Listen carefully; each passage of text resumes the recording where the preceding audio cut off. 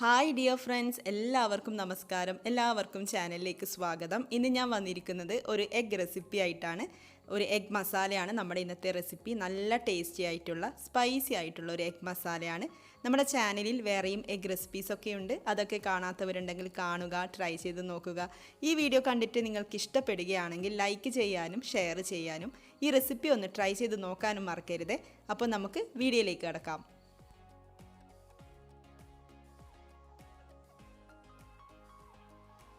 2 table spoon വെളിച്ചെണ്ണ ചൂടാക്കിയിട്ടുണ്ട്. അതിലേക്ക് 1 teaspoon കുരുമുളകും 1 ടീസ്പൂൺ പെരിഞ്ജീരകവും പിന്നെ 1 ടീസ്പൂൺ ചെറിയ ജീരകം, സാധാരണ ജീരകവും ചേർത്ത് കൊടുക്കാം. ഈ ഒരു സൈസിലുള്ള പട്ട ചേർത്ത് കൊടുക്കാം. 1 സ്റ്റാർ അനീസ് ചേർത്ത് കൊടുക്കാം. പിന്നെ 2 ഏലക്കായ ചേർത്ത് കൊടുക്കണം. 3 ഗ്രാമ്പു ചേർത്ത് കൊടുക്കാം. 3 വറ്റൽമുളക് ചേർത്ത് കൊടുക്കാം. അപ്പോൾ ഇത്രയും കാര്യങ്ങൾ ചേർത്ത് കൊടുത്തിട്ട് നമുക്ക് ലോ ഫ്ലെയിമിൽ വെച്ചുകൊണ്ട് ഇതൊന്ന് റോസ്റ്റ് ചെയ്തെടുക്കാം.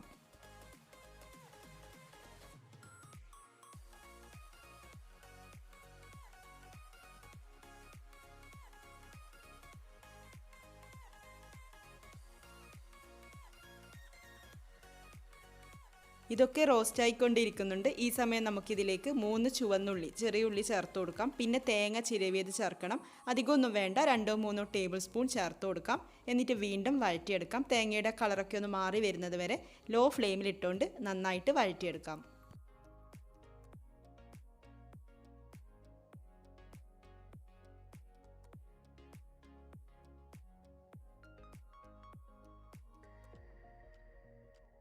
തേങ്ങയൊക്കെ ചേർത്തിട്ട് ഇത് നന്നായിട്ട് റോസ്റ്റ് ചെയ്തെടുത്തിട്ടുണ്ട്. കളറൊക്കെ മാറി വന്നിട്ടുണ്ട്. ഇനി നമുക്കിതിലേക്ക് മല്ലിപ്പൊടി ചേർത്ത് കൊടുക്കണം. 2 ടീസ്പൂൺ മല്ലിപ്പൊടി ചേർത്ത് കൊടുക്കാം.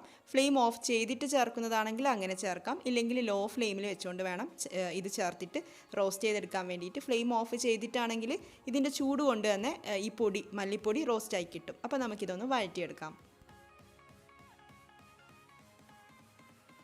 ഇതിവിടെ റെഡിയായി വന്നിട്ടുണ്ട്. ഇനി നമുക്കിതങ്ങ് മാറ്റി വെക്കാം. എന്നിട്ട് ചൂടാറി വന്നാൽ അരച്ചെടുക്കാം. ഇവിടെ 2 ടേബിൾ സ്പൂൺ വെളിച്ചെണ്ണ ഒഴിച്ചിട്ടുണ്ട്. ചൂടായിട്ട് വരുമ്പോൾ അതിലേക്ക് ചുവന്നുള്ളി ചേർത്തിട്ടൊന്ന് വഴറ്റിയെടുക്കണം. പിന്നെ ചുവന്നുള്ളിക്ക് പകരം വേണമെങ്കിൽ സവാളയൊക്കെ ചേർത്ത് കൊടുക്കാം. പക്ഷേ ഈ ഒരു മസാലയ്ക്ക് ടേസ്റ്റ് കൊടുക്കുന്നത് ചുവന്നുള്ളി തന്നെയാണ്. അപ്പോൾ ചുവന്നുള്ളി തന്നെ എടുക്കാൻ വേണ്ടിയിട്ട് നോക്കുക. 15 ചുവന്നുള്ളി ചെറുതായി അരിഞ്ഞെടുത്തതാണ്. അപ്പോൾ ഇതൊന്ന് വഴറ്റിയെടുക്കാം.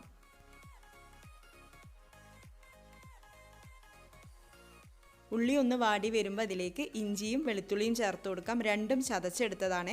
4 അല്ലി വെളുത്തുള്ളിയും പിന്നെ ചെറിയൊരു കഷ്ണം ഇഞ്ചിയും കൂടി ചതച്ചെടുത്തത് ചേർത്ത് കൊടുക്കാം.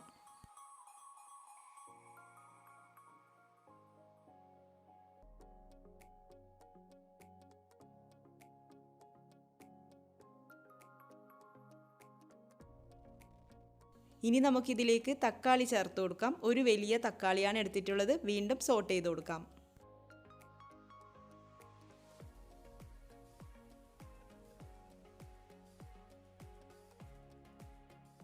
ഇതുവരെ ഉപ്പ് ചേർത്ത് കൊടുത്തിട്ടില്ല. ഇപ്പം നമുക്ക് ഉപ്പ് ചേർത്ത് കൊടുക്കാം. പിന്നെ 1/2 ടീസ്പൂൺ മഞ്ഞൾപ്പൊടി കൂടെ ചേർത്ത് കൊടുക്കാം.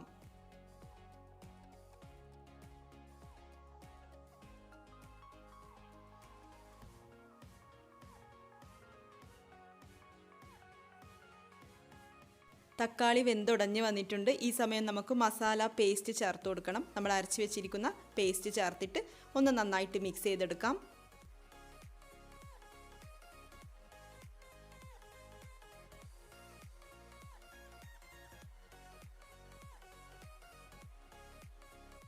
ഇതിലേക്ക് വെള്ളം ഒഴിച്ചു കൊടുക്കാം. ഞാനിവിടെ ജാറ് കഴുകിയിട്ടുള്ള വെള്ളം തന്നെയാണ് ഒഴിച്ചു കൊടുക്കുന്നത്. 1/2 കപ്പ് മുതൽ 1 കപ്പ് വരെയൊക്കെ വെള്ളം എടുക്കാം. എന്നിട്ടൊന്ന് മിക്സ് ചെയ്തതിന് ശേഷം അടച്ചു വെക്കണം.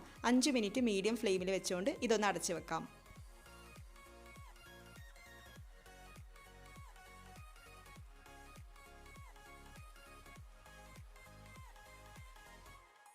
അഞ്ച് മിനിറ്റൊക്കെ കഴിഞ്ഞപ്പോഴാണ് തുറന്നു നോക്കിയത്. ഇതിവിടെ ഗ്രേവി നല്ല തിക്കായി വന്നിട്ടുണ്ട്. അപ്പോൾ നിങ്ങൾക്ക് ഗ്രേവി എത്രയാണോ ആവശ്യം അതിനനുസരിച്ചിട്ട് വെള്ളം ഒഴിച്ചു കൊടുക്കാം കേട്ടോ. അപ്പോൾ ഇതിവിടെ നന്നായിട്ട് തിക്കായി വന്നിട്ടുണ്ട്. ഇനി നമുക്കിതിലേക്ക് മുട്ട ചേർത്ത് കൊടുക്കണം. ലോ ഫ്ലെയിമിൽ വെച്ചുകൊണ്ട് വേണം മുട്ട ചേർത്ത് കൊടുക്കാൻ വേണ്ടിയിട്ട്. ഞാനിവിടെ 4 മുട്ട പുഴുങ്ങി എടുത്തിട്ടുണ്ട്. അപ്പോൾ ഓരോ മുട്ടയും ഹാഫായിട്ട് കട്ട് ചെയ്തിട്ടാണ് എടുക്കുന്നത്. മുഴുവനായിട്ട് ചേർക്കുന്നതാണെങ്കിൽ അങ്ങനെയും ചേർക്കാം. അപ്പോൾ നമുക്ക് മുട്ട ഇതിൻ്റെ മുകളിലായിട്ട് വെച്ച് കൊടുക്കാം.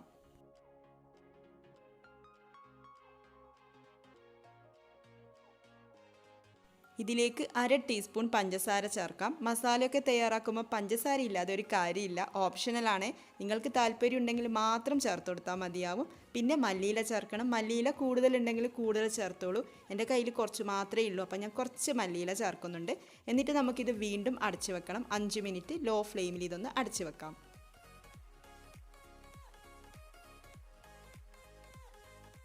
അങ്ങനെ നമ്മുടെ ടേസ്റ്റി സ്പൈസി ആയിട്ടുള്ള എഗ് മസാല ഇവിടെ റെഡി ആയിട്ടുണ്ട്. എല്ലാവരും ഒന്ന് ട്രൈ ചെയ്ത് നോക്കണേ. ഇത് നല്ല സ്പൈസി ആയിട്ടുള്ള എഗ് മസാലയാണ്. ചപ്പാത്തിയുടെയും അപ്പത്തിൻ്റെയും ഒക്കെ കൂടെ അടിപൊളി കോമ്പിനേഷനാണ്. എന്നാലും നിങ്ങൾക്ക് എരിവ് കുറവായിട്ട് തോന്നുകയാണെങ്കിൽ കുറച്ച് കുരുമുളക് പൊടി ഈ ഒരു സമയത്ത് ചേർത്ത് കൊടുത്തോളൂ. എനിക്കിവിടെ കറക്റ്റാണ് എരിവൊക്കെ. അപ്പോൾ നിങ്ങളുടെ എരിവിനനുസരിച്ചിട്ട് വേണമെങ്കിൽ ആവശ്യമെങ്കിൽ കുരുമുളക് പൊടി ചേർത്ത് കൊടുക്കാം. അപ്പോൾ നിങ്ങളെല്ലാവരും ട്രൈ ചെയ്ത് നോക്കുക. എന്നിട്ട് നിങ്ങളുടെ അഭിപ്രായം കമൻസിലൂടെ അറിയിക്കുക. നമുക്ക് അടുത്ത വീഡിയോയിൽ കാണാം. താങ്ക്